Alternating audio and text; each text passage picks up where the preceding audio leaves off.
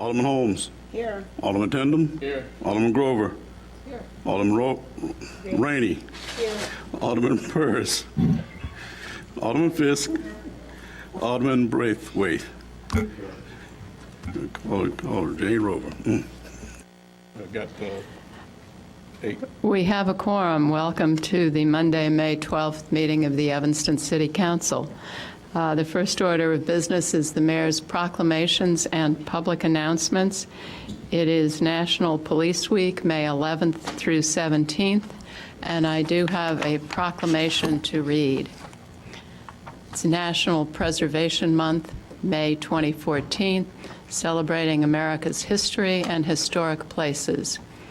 Whereas it is important to celebrate the role of history in our lives and the contributions made by dedicated individuals in helping to shape and preserve the tangible aspects of the heritage that has shaped us as a people.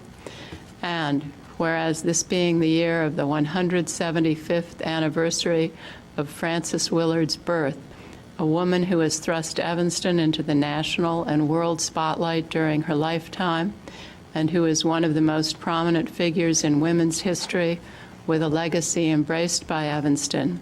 And whereas Frances Willard, also having been one of the most prominent social reformers of the late 19th century, and whose ideas of social justice and activism are still present and represented in Evanston. And whereas this being Preservation Month nationally, and Willard House being Evanston's first building designated as a National Historic Landmark in 1965, and the first National Historic Landmark of a house dedicated to the life's work of a woman.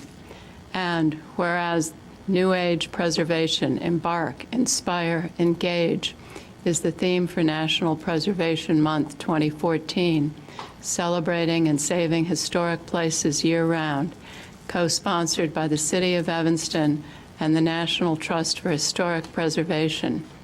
Now, therefore, I, Elizabeth Tisdall, Mayor of the City of Evanston, Illinois, do hereby proclaim May 2014 as National Preservation Month and call upon the people of Evanston to join their fellow citizens across the United States in recognizing and participating in this special observance. And I would like to call on everyone with a Frances Willard button in the audience to please come forward. Some of us without one.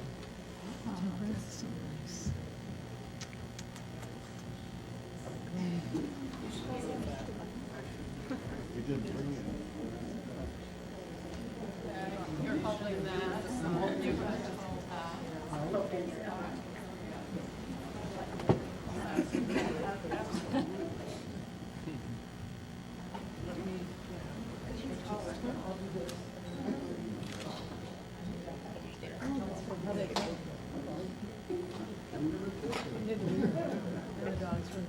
No, we took it.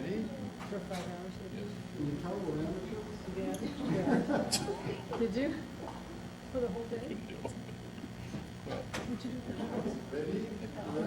Anything besides it's fun to find some Right. dogs over That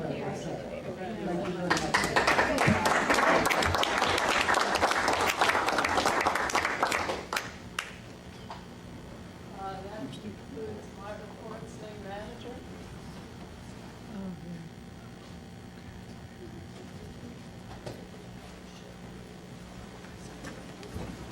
Madam Mayor, members of the council, good evening. As you know, we had a transition at the end of last week on the operation of the Evanston Animal Shelter. We are now operating it with volunteers who have been organized and are working with the Evanston Police Department. Deputy Chief Joe Wozni from the Evanston Police Department is here. I saw him here. There he is. He is going to come up and give you a brief update on that transition that occurred over the weekend and any other news. Chief Wozni, good evening. Thank you. Good evening. Good evening, members of the council, Your Honor, and Clerk Green. I wanted to share with you just some updates from the last week or the last 2 weeks since you last heard from Commander Pickett.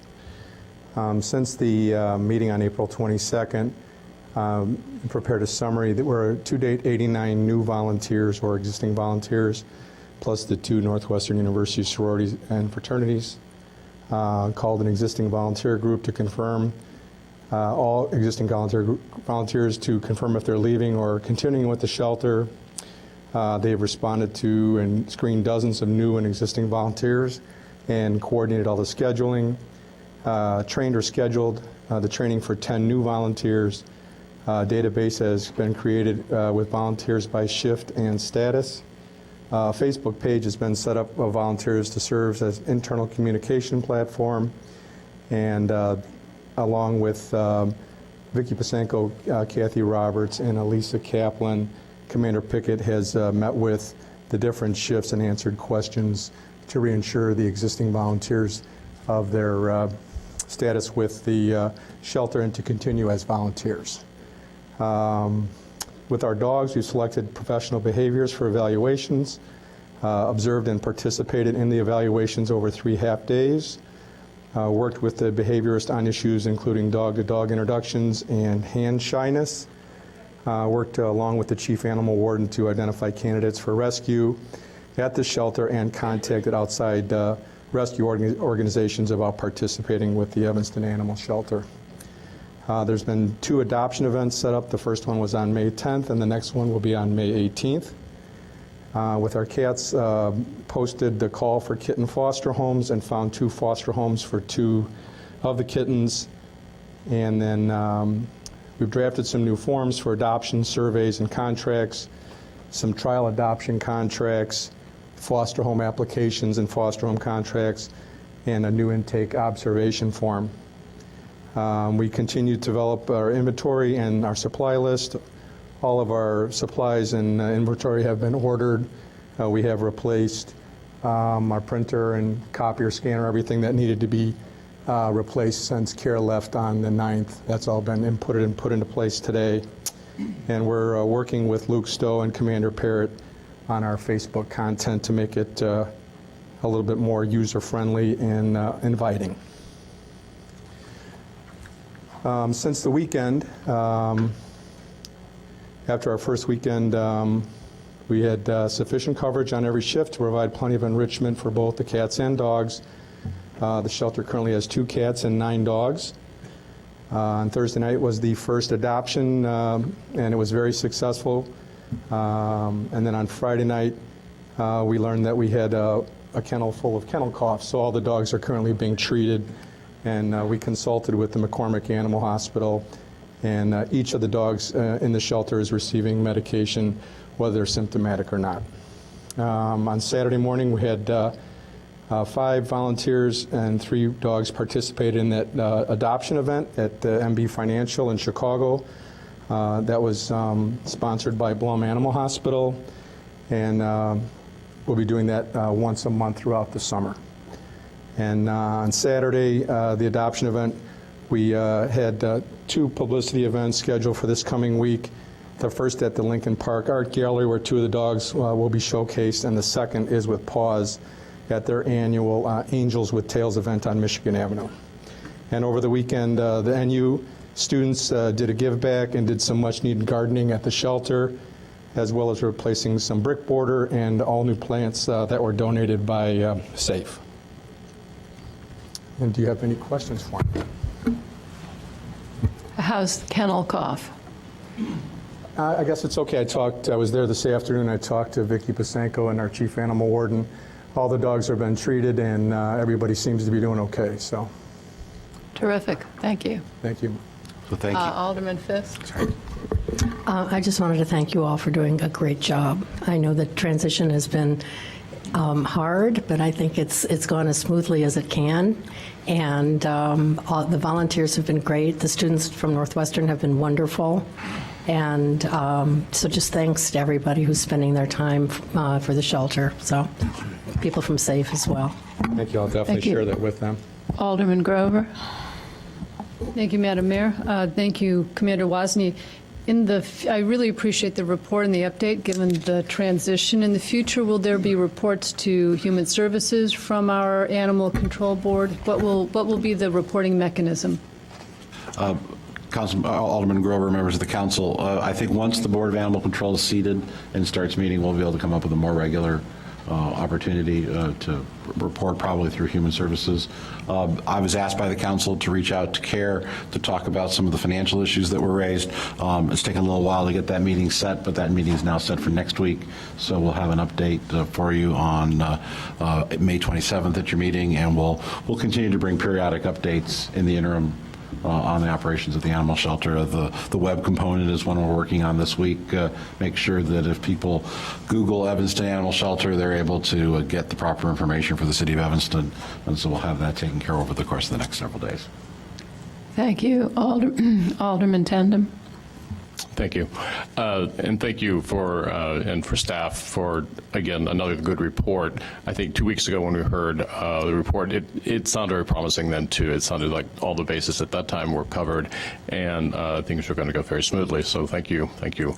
The dogs that are there and the 2 cats, at what point are they in terms of the adoption process? They were reviewed by the behaviorist, and at this time, I would have to get back to you on that. I'm not certain of what the results were from the 3 half-day sessions. Okay, but we may have some animals up for adoption. I believe we do have animals up for adoption. Okay. I think Elise is here, yeah. We do? Yes. Great, thank you. That concludes my report, Madam Mayor. Thank you very much. City Clerk, do you have communications for us? Yes, Madam Mayor, I just want to do one thing. I want to introduce to some and present to others Letitia Blackman, who was my part-time city clerk, deputy clerk, who was out on maternity leave. She's now back, and she's been moved up to the first position of the deputy clerk in my office as of the 21st of last month. I'd like Letitia to come forward and maybe say a few words.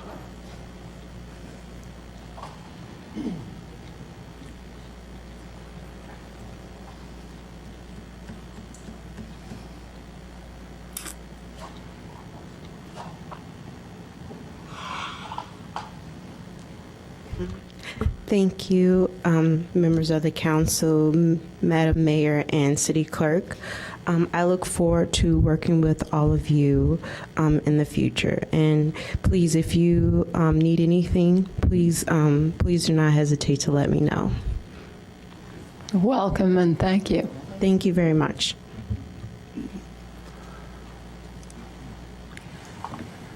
I also want to recognize Kasha Terrier, who was our mailroom attendant, who's also stepped up to the plate and took upon herself the deputy city clerk's positions while Letitia was out maternalizing. Maternalizing. In other words, I made up one, okay. But I just want to recognize her. It's a good word. Can Akasha, you will come forward and say, I get the names all mixed up. Sometimes I was called Akasha, I did call it wrong. Akasha Latitin, forget it.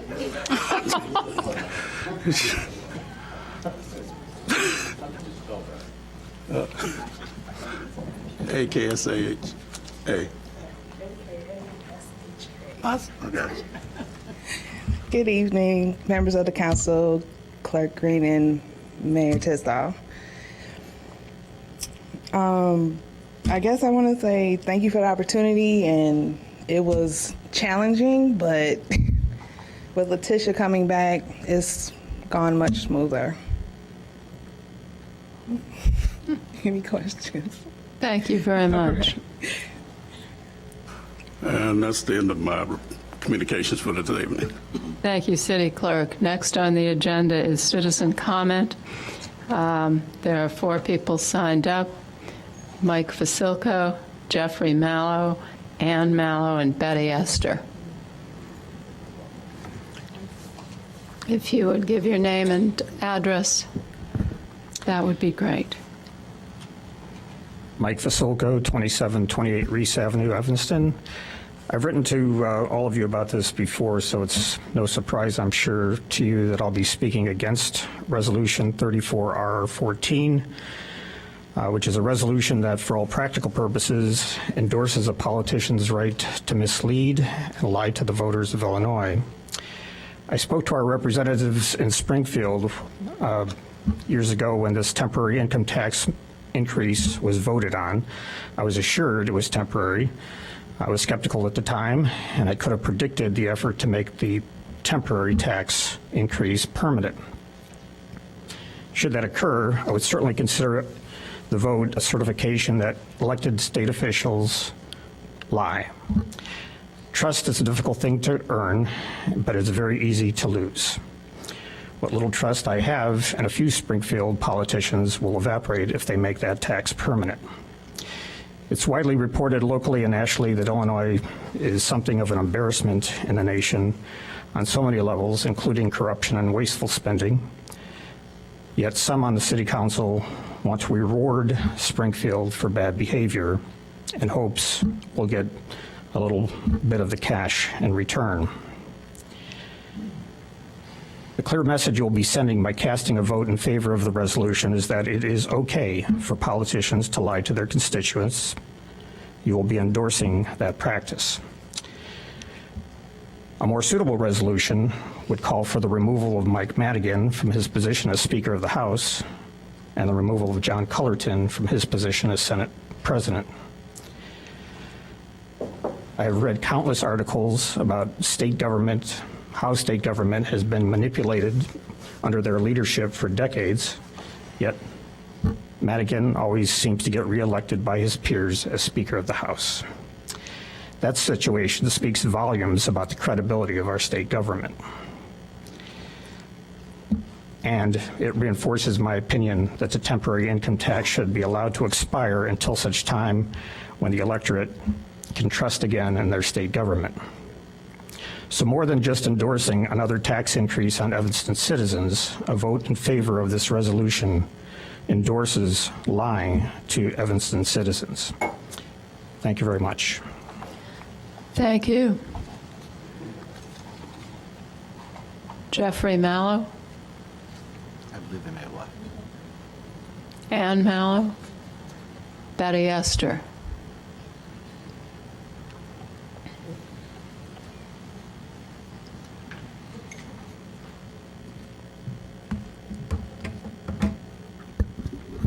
My name is Betty Esther. I stay at 2031 Church Street.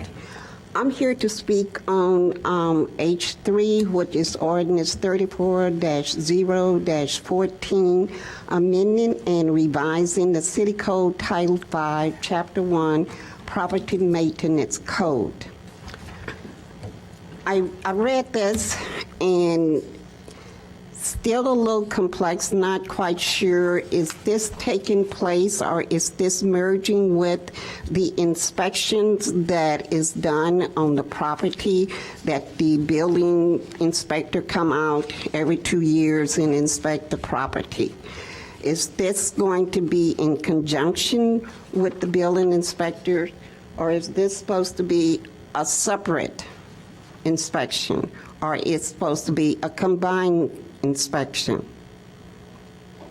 I have a problem with this in that it's talking about the maintenance, how the building is upkeep, and if it got tiles on the bathroom walls, whether they put tiles or not, that's their decision. And it talks about cleaning and a whole lot of other stuff that seem to be geared towards not the owner of the building, but the occupants in the building. And then one thing bothered me, and I didn't understand why it was there, in that this helps with a nuisance. It didn't say what kind of nuisance or what. And I see this, putting this here code, and the place where you're putting it is with the health department. So you're having the health department to come in to look for, and then you're giving this health inspector powers, supposed to be like for writing tickets or more or less being like a policeman you're enforcing. Are we as citizens that have to comply with and be subject to the different cities' ordinance and things, be even subject to more of your placing unduly requirements on us? Just because we happen to live in a rental apartment, why should we be subject to something that no one that owns their home has to be subject to it? We pay rent. My rent paid property tax.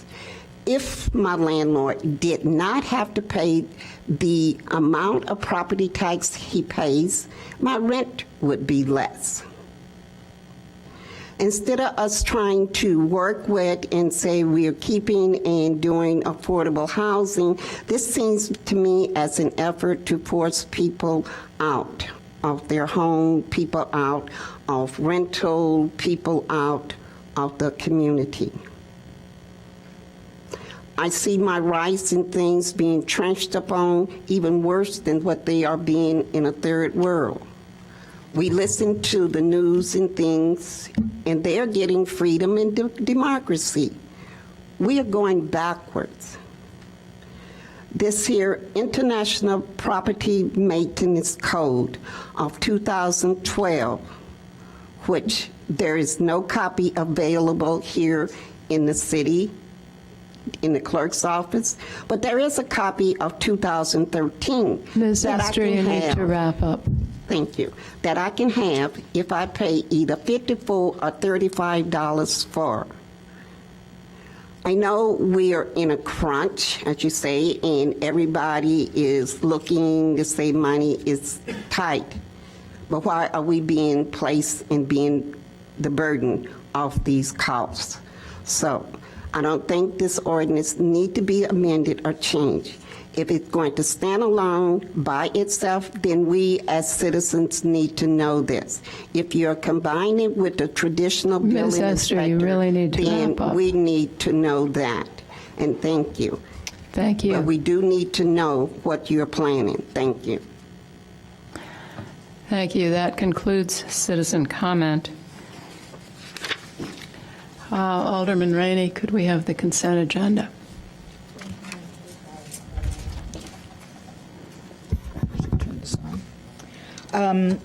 This is the consent agenda. Approval of the minutes of the regular council meeting of April 28, 2014. Administration and Public Works Committee met this evening and asked your approval of the City of Evanston payroll through April 20 in the amount of $2,730,878.93. We ask your approval also of the bills through May 13, $6,471,609.80, and credit card activity ending March 31, $126,582.57. The committee requests authorization of the city manager to renew sole source software license and service agreement with SunGuard Public Sector for the police department's computer-aided dispatch system software in the amount of $72,931.77. The agreement is effective May 1, 2014 through April 30, 2015. We ask your approval also of a contract for the construction of a new salt dome to Dome Corporation of North America in the amount of $335,680. This will be a replacement for the current dome at the same location. We ask your approval also to authorize the manager to execute an agreement for the material testing and inspection services with GSG Material Testing, Inc., to provide material testing services for various city projects. Total contract amount for 2014 projects is $115,500. We ask your approval also to authorize the manager to execute a one-year lease agreement with Chicago Harley-Davidson, Inc. in the amount of $27,319 for the period June 1, 2014 through May 31, 2015 for 7 leased Harley-Davidson motorcycles.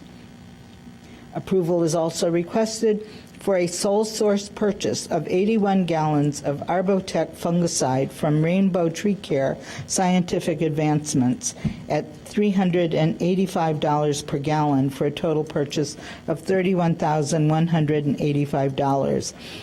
This company is the sole source vendor in the entire country for the product.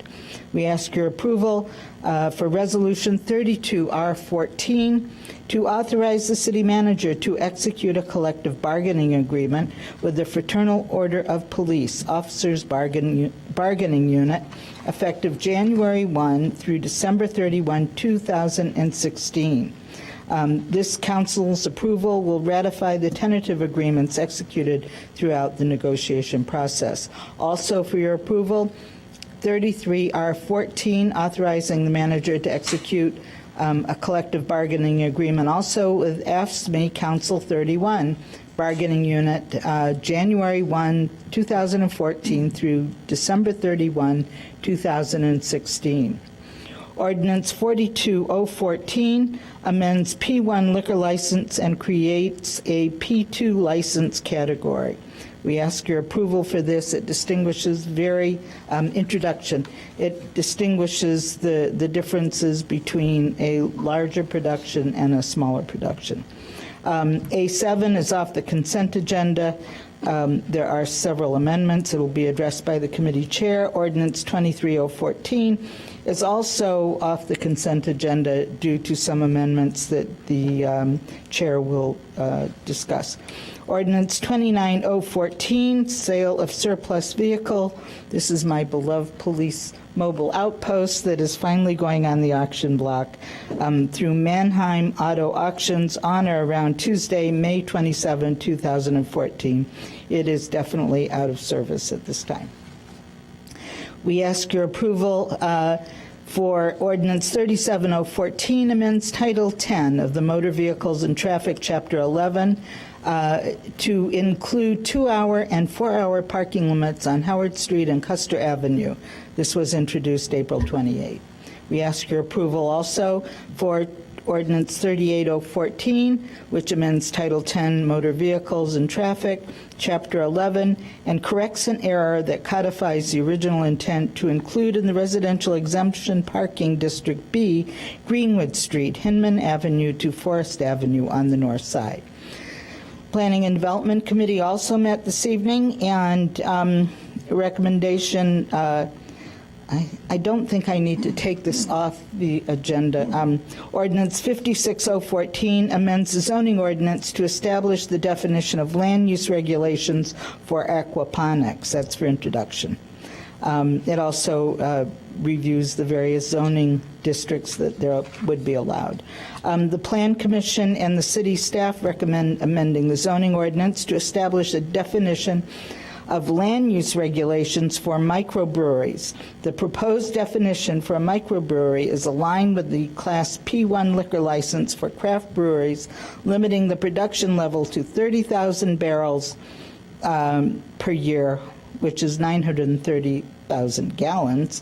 The amendment proposes allowing microbreweries as a by right permitted use in M1 districts and special use in C and B districts. Our staff is going to review recommendations made by the committee and report back when this is up for action. Ordinance 62014. This is for introduction and action, and I'm going to suspend the rules, and when we come back for action, we're going to suggest an amendment to the hours. This is Ordinance 62014 and grants a special use permit for commercial indoor recreation precision multisport at 2114 Jackson Avenue. This special use will allow a successful local business to remain in Evanston and utilize a currently vacant space. I am moving introduction and suspension of the rules. Okay. Next is Ordinance 59014, recommending adoption of this ordinance, which grants a special use for a Type 2 restaurant, Kung Fu Tea, at 726 Clark Street. The item, Ordinance 32014, having to do with the planned development at 935 Chicago Avenue, is off the consent agenda at the request of staff. Under Human Services Committee, the Township Supervisor recommends council approve the township bills, payroll, and medical payments for the month of April. The total amount requested to be paid is $183,215.66. Approval is requested for Ordinance 30R14, which authorizes the manager to execute a lease amendment agreement with the Evanston Children's Choir for studio space at Noyes Cultural Arts Center. The committee also requests your approval of Ordinance 34014, the City Property Maintenance Code revision, which adopts International Property Maintenance Code of 2012 with proposed amendments for introduction. The committee requests approval of a grant for the Homeless Management Information System grant in the amount of $18,500 to the Alliance to End Homelessness in suburban Cook County. The database system is required by HUD to track demographic data, housing, and social services to homeless recipients, including recipients of Emergency Solution Grant Funds, ESG, from the city. Your approval is also requested for the fiscal year 2015 funding allocation for mental health board grants in an amount not to exceed $770,461. The Economic Development Committee met earlier this month and asked your approval for the City Festival pilot program and the Custer Fair. This is a pilot program allotting up to $10,000 per event and financial support for city services fees and permit costs. We ask your approval also for authorizing a lease for 633 Howard Street and the relocation of the police substation. This address is commonly known as the Evanston Police Outpost. The Rules Committee met and recommends approval of Resolution 16R14. Alderman Rainey, could you take these off? I am Both. removing both resolutions. Is that what I'm hearing? Both resolutions? Okay. Resolution 16R14 is off the consent agenda, will be addressed by the committee chair, as is 34R14 off the consent agenda. Madam Mayor has recommended reappointment to the Environment Board of Hugh Bartling. Madam Mayor, that includes the consent agenda, and I hereby move approval. Thank you, Alderman Rainey. It's been moved. Is there a second? Second. Thank you. Oh, wait, I can't. Somebody else has it. Thank you. City Clerk, would you call the roll? Alderman Nguyen. Aye. Alderman Wilson. Aye. Alderman Holmes. Aye. Alderman Tindem. Alderman Grover. Alderman Rainey. Aye. Alderman Fisk. Alderman Braithwaite. 8-0. 8-0, the consent agenda is passed. Alderman Holmes, could we have Administration and Public Works, please? Thank you, Madam Mayor. A7 Ordinance 49-0-14, increasing P1 liquor license for Common Culture Beer Company doing business as Sketchbook Brewing at 825 Chicago Avenue, Suite East 2. E2, rather. The Liquor Control Review Board recommends City Council adoption of Ordinance 49-0-14, which amends the Evanston City Code of 2012, subsection 3-4-6P1, as amended to increase the number of authorized P1 liquor licensing from 1 to 2 and permit issuance of a Class P1 license to Common Culture Beer Company doing business as Sketch Brewing Company at 825 Chicago Avenue. Would move introduction. Thank you. Madam Mayor, there were amendments. There were amendments. hope I got them all. I'll have to have maybe some help from other committee members, but we're asking that there be no selling of samples. That's one, and that the samples be a 2-ounce, no more than 3 samples of 2 ounces each, and that we have it. And I may be getting this mixed up with planning and development, but I think definition of the breweries to make sure that we have a number for those in terms of what. That was P&D. That's P&D. Okay, I'm sorry. All right. I believe hours were something that we used. No, the hours were not. The hours were not Holmes, a would you part like of the that. city attorney to read through this? Yeah. Could you help me, Grant? Madam Mayor, members of council, Clerk Green, Grant for our Corporation Council. With respect to the amendments that were discussed today, P&W, I believe that Alderman Rainey and the committee had approved amendments relative to the enacting ordinance, which is actually agenda item A6 42014, that speaks to the sampling size. The amendment to that ordinance requires that samples for the P2 license be limited to 3 2-ounce samples that are offered free of charge, that they're not for retail sale at the licensed premises. So the law department is fully prepared to draft that amendment for the appropriate action on May 27th. And the issue of the hours was discussed, but there was no committee amendment on that point. Right. Alderman Rainey. The issue of the hours simply had to do with making the hours standard for whoever applies for a license. People could have less hours, but they couldn't have more. So we made no changes. Thank you. All right, seeing no lights for further discussion, City Clerk, would you call the roll? Alderman Nguyen. Aye. Alderman Wilson. Alderman Holmes. Aye. Alderman Tindem. Aye. Alderman Grover. Aye. Alderman Rainey. Aye. Alderman Fisk. Aye. Alderman Braithwaite. Oh, Alderman Burrus is here. Shit. Alderman Burrus, late. Alderman Braithwaite. Aye. That's 9-0. 9-0, the motion passes. Okay. A8, Ordinance 23-0-14, addition of Chapter 31 to Title 3 of the Evanston City Code regulating collection boxes. Staff submits for introduction the addition of reasonable requirements to the city code which would regulate the placement of appearance of collection boxes within the city of Evanston. Ordinance 23-0-14 requires entitlees interest in placing a collection box to obtain a license from the city of Evanston for a fee.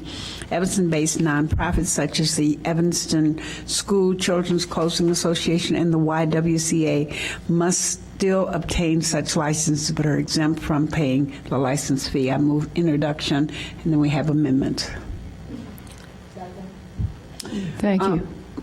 We propose that the date for starting this would be July 1, 2014, rather than October 1, and that the fees would be prorated so that we would not be charging a license for the whole year, but would prorate them beginning as of July 1 for those who would be required to pay the fee. Thank you. Seeing no lights for further discussion, City Clerk, would you call the roll on Ordinance 23-014, Code regulating collection boxes?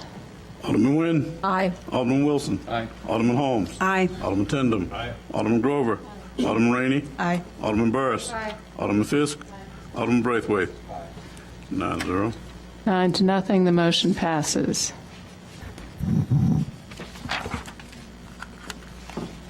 Does that complete your report, Alderman Holmes? My report, Madam Mayor.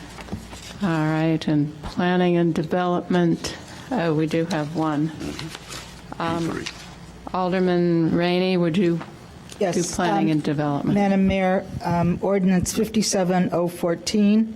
I'm not sure if did I introduce this and say that I would speak to it, or did I not introduce it? I did not introduce it, did I? No. All right. Ordinance 57014 amends the zoning ordinance to establish the definition and land use regulations for microbreweries. Madam Mayor, I move introduction. Second. Okay. Madam Mayor, a lot of discussion took place in two different committees on this matter, and I think the prevailing thinking was that microbreweries, with the exception of home-based, you know, the little extra nano breweries. Don't get us into another definition, I know. please. Anyway, that they need to be special uses, and arguments were made by a citizen in an earlier meeting that make it pretty clear that it's not a bad idea to do that. So we have requested our staff to give consideration to that, and also to give us a little more definition regarding nano breweries, microbreweries, what the minimum, maximum amount of gallons can be produced. So that will come back to us with those amendments. Well, I would certainly agree with the special use concept. And then ordinance 62014, I moved introduction and suspended the rules. Therefore, Madam Mayor, I would like to move approval, and I have one amendment. Second. Okay.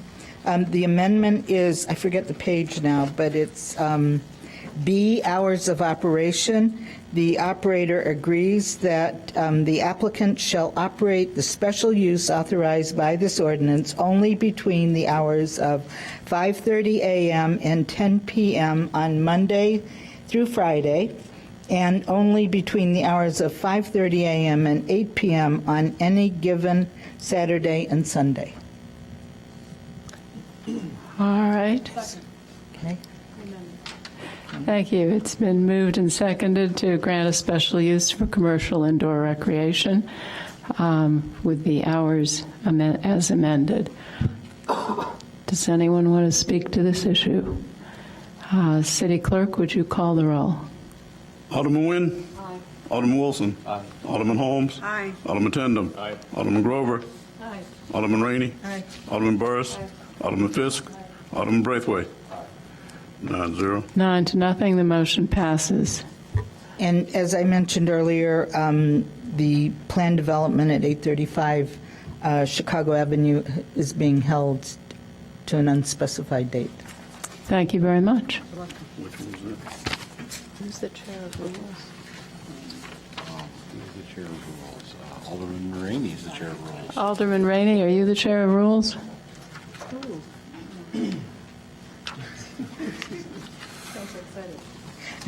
I totally forgot that. I was trying to forget that. Well, it was unsuccessful. I guess so.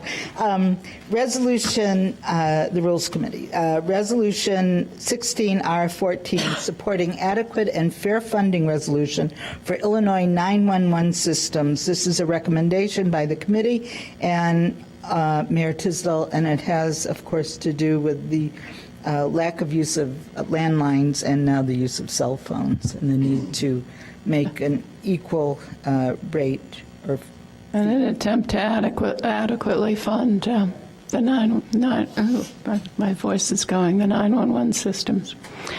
All right, does anyone want to speak to this issue? Alderman Wilson.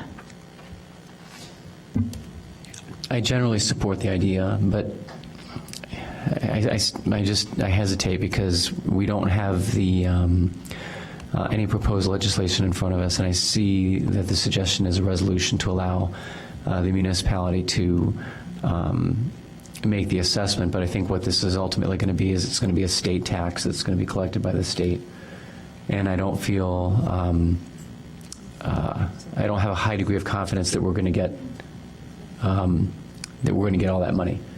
So, I recognize, for example, my cell phone is, it originates out of Chicago. That's where that was issued. So I think it's going to be complicated when it comes down to it. So I am reluctant to support this in the absence of an actual,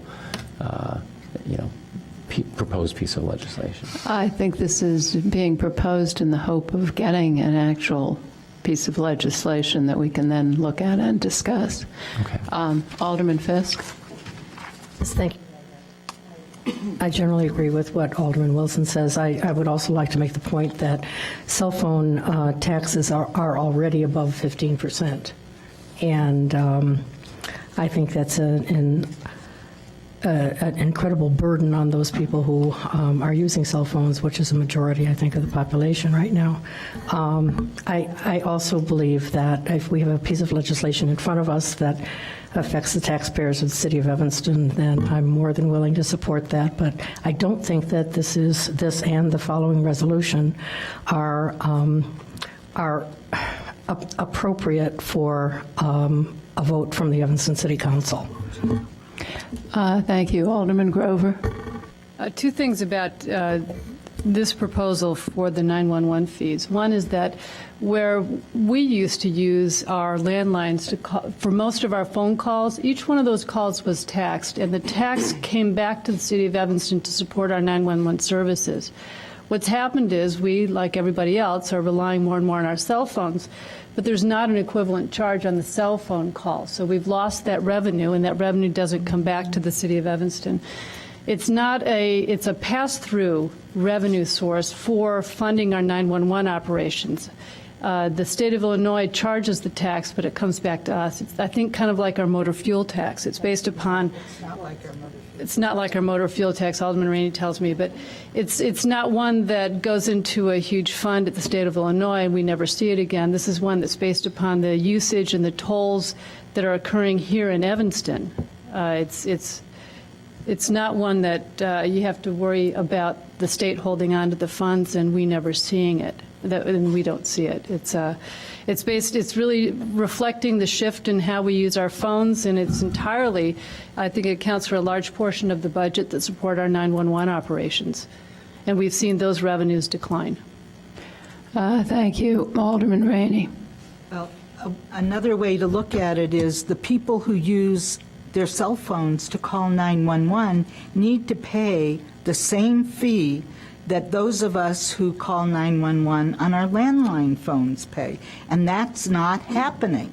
So the more landline phones that are disconnected and the more cell phones that are going into service has nothing to do with the number of calls that are being made to 911. They still keep coming. And a person having a heart attack calling 911 on their cell phone is going to get the same darn service that you get when you call on your landline.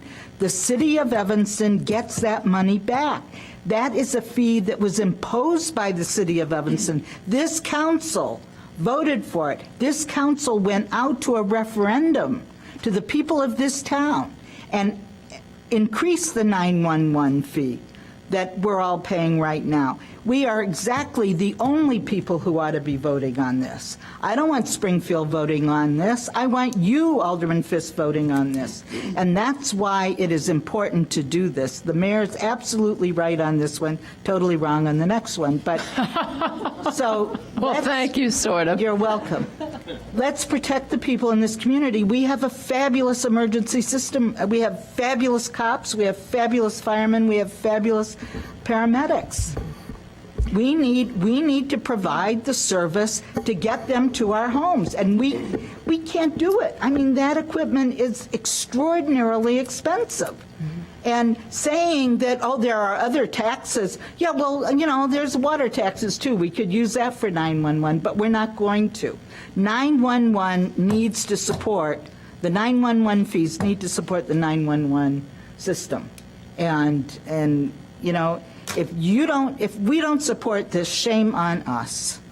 Shame on us. Thank you. Alderman Wilson and Fisk, I don't know whose lights went on first, so Alderman Wilson. And I agree with everything Alderman Rainey said. The thing that makes me hesitate is that the state, and I could be mistaken about this, but my understanding is that when the state collects a tax for anything, they can do whatever they want with it. They don't have to give it back to us. And I fear that this looks like this is us giving the state, you know, license to impose a tax as opposed to us having control over that. I don't think that we're going to have any control over it. So I would feel more comfortable if we talk to our state legislators and work with them to come up with something that ensures that we're going to get the money. But I don't trust that the money's going to end up here. The state can collect it, and they cannot give it to us. So I want to make sure that... A ridiculous position, if it's you not. don't mind my saying so. The state has done that with other funds, other pools of taxes that have been collected. They've decided that they're going to use it for other things. It's been specifically designated for certain destinations, and the state has said, you know what, we don't have enough money for other things. We're going to take it out of this pool and use it for other purposes. So I want to just try to make sure that we don't invite them to do that kind of thing. I think with you're us. unfamiliar with the 911 lobby, which is, extremely powerful. Alderman Fisk. Okay, well then let's just see something in writing and vote on it at that time, which I would feel more comfortable with. No one is against 911 funding. I remember all those things that you said, Alderman Rainey. I don't disagree with you on any of them. It's just that I do not feel comfortable on imposing this tax and saying that we support it when we don't have anything in front of us that's definitive. And I would be more than happy to work with all of our state legislators to make sure that the money is spent appropriately. But I want to make sure that every dime of that money that's collected goes into our 911 system. Thank you. Alderman Burrus.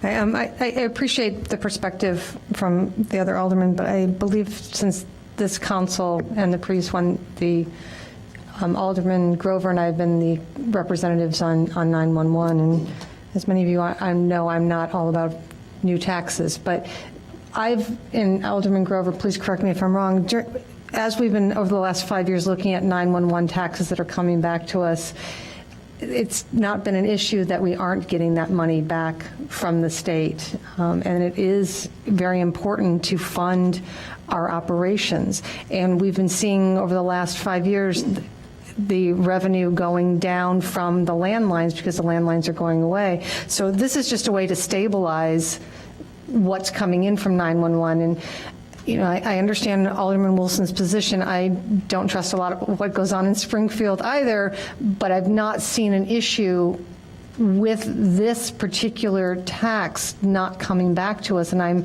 pretty confident that our police department, and particularly Perry, who is our liaison, Poliski, I'm always say his name wrong, would let us know if there was an issue. So I'm pretty confident, and I know Alderman Nguyen, you were on 911 3, no? I was. Oh, I'm sorry. So I just have not seen a problem here. And Alderman Grover, you've been on this with me as well. I would say, Alderman Fisk and Alderman Wilson, that mayors throughout the state have looked for ways that legislation could be written that ensured that money that was supposed to come to cities did. That we have never found a way to write legislation that would take away from the state legislature their right to change their mind. So there is not, I understand you're wanting us to be able to write it that way, but there is no way that I'm aware of that can be done. So for many funds, we hope that they will do what they say they will do. And for 911, so far they have. Does anyone want to discuss this further? All right, City Clerk, could you call the roll? Alderman Nguyen? Aye. Alderman Wilson? No. Alderman Holmes? Aye. Alderman Tindem? Aye. Alderman Grover? Aye. Alderman Rainey? Aye. Alderman Burrus? Aye. Alderman Fisk? Alderman Braithwaite? Aye. 7-2. 7-2, the motion passes.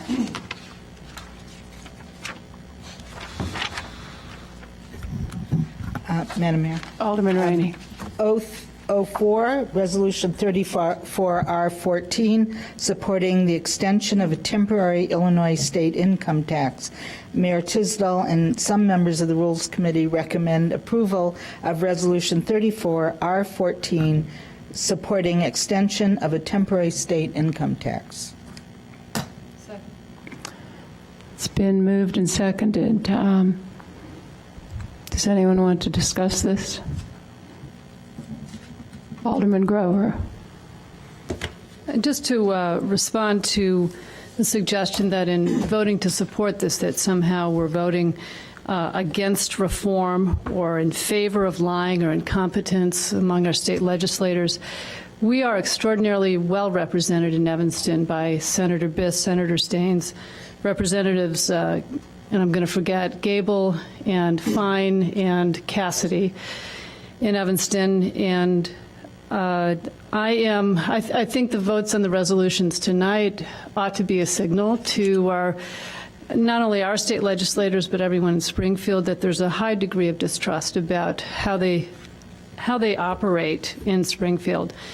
I don't see a vote in favor of extension of the state income tax, which extended the state income tax from 3.7% to 5% for another year, as recommended even by, I think, the Civic Federation, as being against reform. I see the issues as separate. The issue of the state being able to pay off unpaid bills, a backlog of unpaid bills, and avoid budget cuts that would probably affect Evanston is one issue. The other issue, though, is reform. And I have, as Senator Biss does, support term limits on our state legislative leadership. That would be the Speaker of the General Assembly and our Senate President. And I'm pretty sure that I signed a petition supporting independent redistricting in Illinois. Those are two important reform issues. This one has to do with the state of Illinois' fiscal state and whether and how soon we can get out of it. And I join many of my colleagues here in not trusting many of our state legislators, but it doesn't mean that we have to keep working towards righting the ship and doing as much as we can to set it right and to fill the hole. As I said before, it's not just the size of the hole that we have in our state budget, it's the trajectory, and it's going in the wrong direction.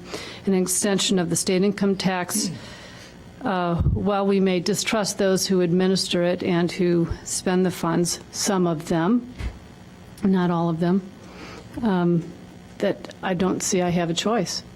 So for me, reform and extension of the state income tax are two different issues, and we can support them both. Thank you. Alderman Wilson. Well, I definitely agree that our representatives, and particularly Daniel Biss, are among the leaders as far as effectuating some change and some positive movement in that regard.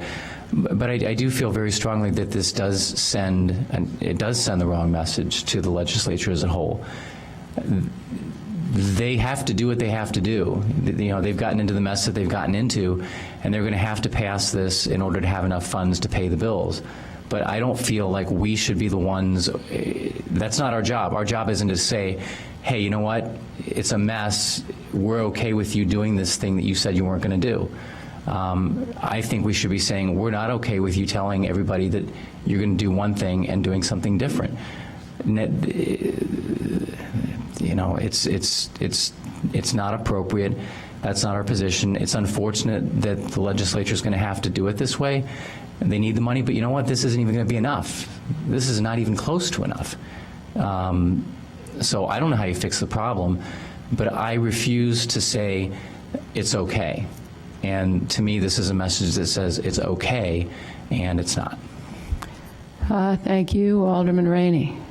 Madam Mayor, can you tell us what the baseline income is to which the state income tax applies? Hilda, do you have that? Well, we'll look it up while you speak. Is that all you wanted, Alderman Rainey? Alderman Grover? Just that I agree with the impulse and the need to send a message to Springfield. I just am very concerned that while we are looking to punish some state legislators, and specifically the leadership in Springfield, by not supporting this, that we punish many, many, many other people who are not in Springfield, who are not involved in state government, and that we will be feeling this in Evanston. All right, We punish ourselves. Seeing no further lights, I think I'll say why I proposed this. Yvonne came to me from the health department and told me that we would lose 2 people from our health department if the state income tax increase was not continued. And so that's only one of multiple budget cuts that are going to occur in the city of Evanston. And I'm concerned about Evanston. I'm not concerned about messages to the state legislature. I'm concerned about what happens in the city of Evanston if that tax is not maintained. It's not adding a new tax, it's maintaining a current tax. And this is in no way tied to the governor's promise of increasing the local government distributive fund. This is simply a statement that the city of Evanston has gone through many, many cuts, and the cuts that we will face if this income tax is not continued at its current rate will be rather devastating, and I'd rather be proactive than simply sit and complain about it when it happens to us, which if we don't act, it will. And Alderman Wilson, I just don't view Springfield the way you do. You think they have to continue it and therefore they will. I don't think they think that way. So I think that they may not continue it. And I don't think that we can say, well, they have to do it and they will. They might not. So that was my reasoning. Wally, do we have an answer for Alderman Rainey yet? I found one number that says $1,800, but I have not been able to confirm that.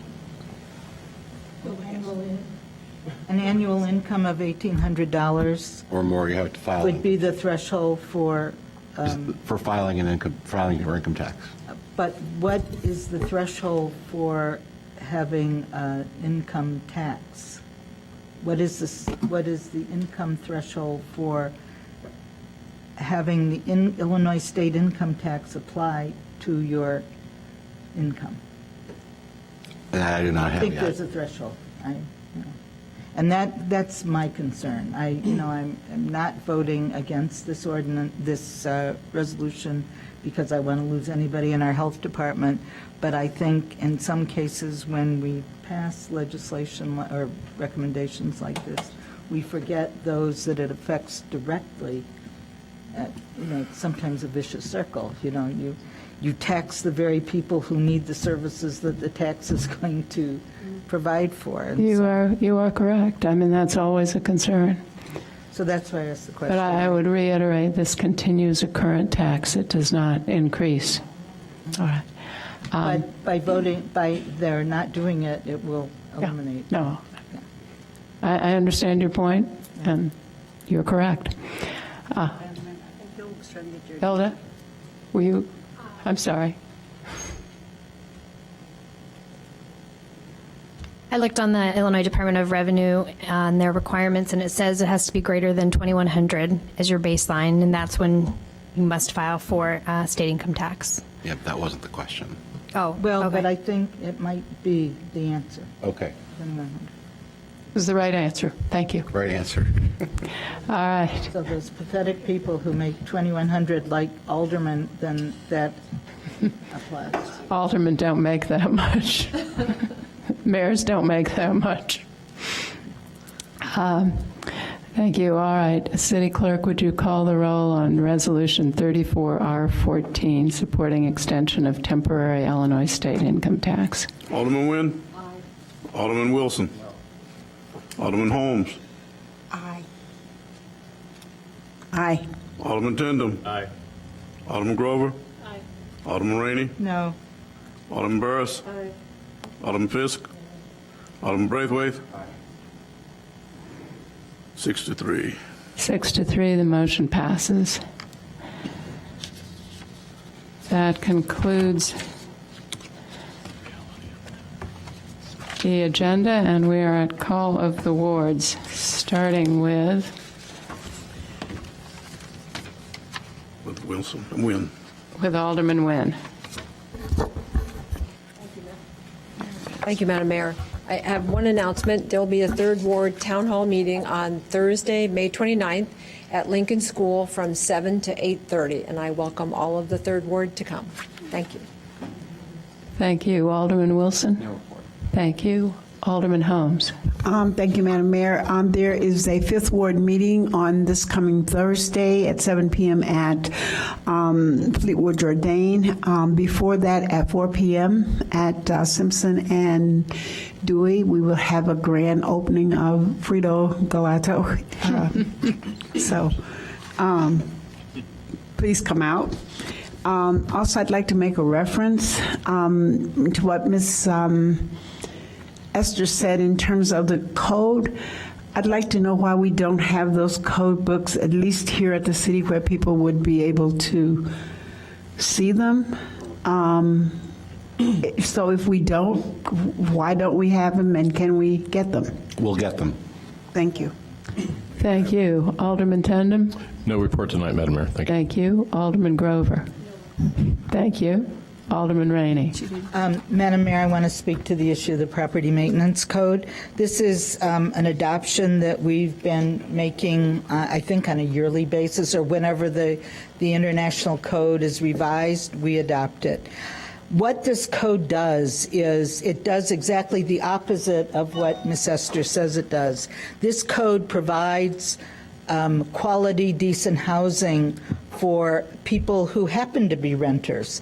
It doesn't take anything from them. It is something that tenants organization and rights organizations have been fighting for years and years and years. For someone who is a tenant to stand up and say it's abusing their rights to pass the International Property Maintenance Code. Sorry. We should evacuate immediately.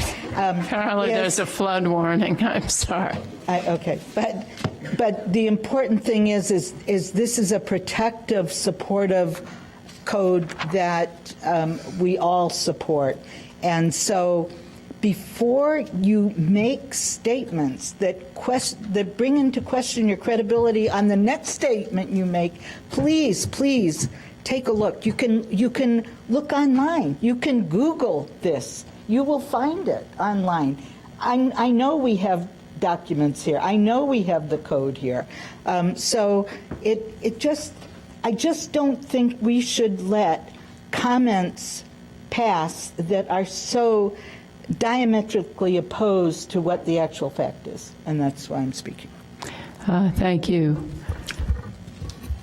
Alderman Holmes? Well, I'm Alderman Rainey. In response to that, I simply have to say that I understand that, and I also understand that our property standard inspectors are now in the health department, so that's why it goes hand in hand, and that's why it came from the health department. But my point is that we ought to have that material available so that people could look at it and read it, and then maybe they wouldn't even have questions if they were able to do that.